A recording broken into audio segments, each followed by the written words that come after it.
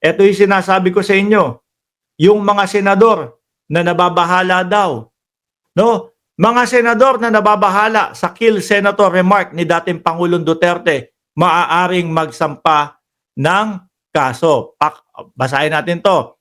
Naniniwala si dating Integrated Bar of the Philippines, IBP, President Dominic Cayosa. Lakihan nga natin to, napakaliit.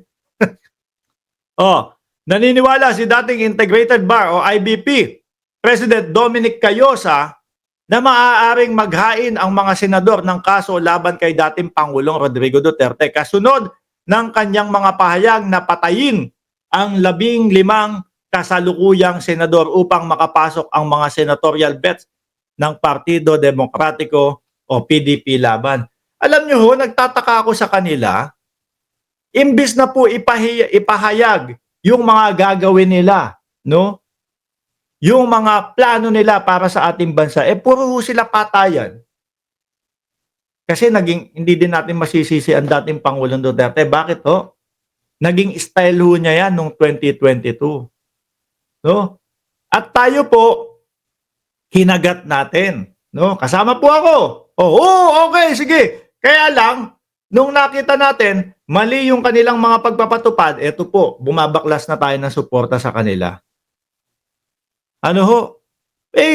Kumagat dati. Siguro, akala ng dating Pangulo, sige, kakagat yan. Sabihin natin, patayin natin yung mga senador, 15 senador, etc. Kapag yung isang tao ho, alam natin na may kakayahan na gawin yung mga yun. Siyempre, kakabahan po yun. At kung ikaw, isa sa senador na madalas, kumukontra ka sa dating Pangulo, kakabahan ka din po, mga kababayan, sa sinabi ng dating Pangulo. Ayon kay Cayosa, bagaman lumalabas na biro lamang ito ng dating Pangulo, maaari umanong maghain ng kaso ang sinumang senador na personal na nababahala o natakot sa naging pahayag ng dating Pangulo. Yan. Kailangan lamang, aniya, mag-testify ang mga ito at ituring ang naging pahayag ng Pangulo bilang banta sa kanilang sarili o kaligtasan. Correct ho, mga bossing. Lagi kong sinasabi, baka mamaya dinadaan lang nila sa joke. Pero, totoo pala. Parang no joke ni Inday Sara Duterte. Sabi ni Mada, tama rin yung ad ni Trillanes dati na nagtatanong ang mga bata, bakit siya nagmumura? Di magandang halimbawa. Gayon pa man, kung walaan yung senador ang magte-testify laban sa impact ng mga pahayag ni Duterte, posibleng mahirap magsampa ng kaso tulad ng grave threat kahit pa magsagawa ng ang NBI ng sariling pagsisiyasat.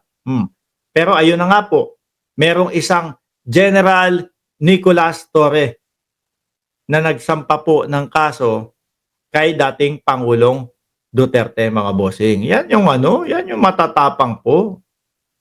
Di ba? Hindi lang yung, wala, biro lang naman yun eh. Hindi dapat pinaglalagpas yan. Dahil kung tayo ho,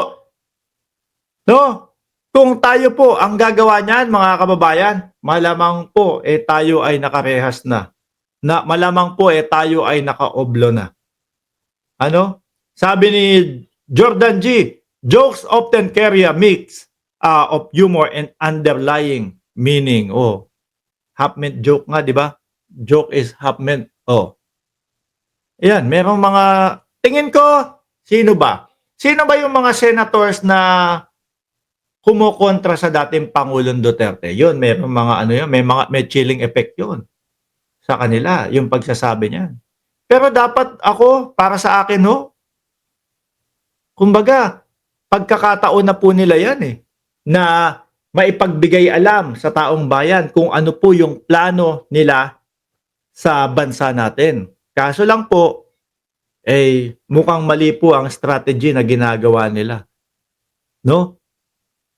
Pananakot sa tao, patayan, hindi na lang ipahayag kung ano talaga yung kanilang plataforma de gobyerno. Dahil po, naniniwala ako, ang bayang Pilipinas naghihintay po dito sa mga tumatakbo, no? O doon sa mga leader natin ng magandang solusyon para muli pong bumangon ang Pilipinas.